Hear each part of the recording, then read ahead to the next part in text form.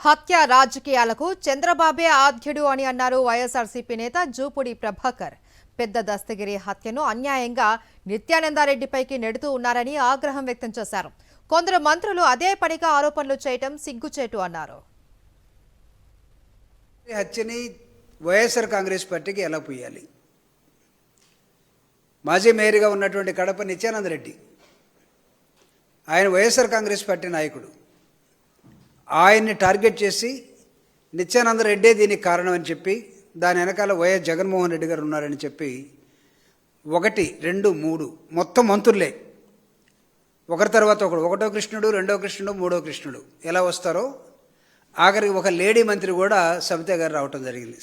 సబితనో ఈ రాష్ట్రంలో హత్య రాజకీయాలకి పేటెంట్ ఎవరికి ఉంది అని అడిగితే ఆ ఏలు చంద్రబాబు నాయుడు వైపే చూపిస్తూ ఉంటుంది.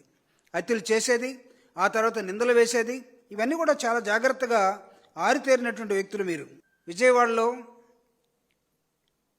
పెంగళ దశరథరావు, ఈ పేరు వింటే లేకపోతే ఈ అంశం గుర్తొస్తే ఎవరిని ప్రశ్నిస్తారు అనేది అందరికీ తెలుసు.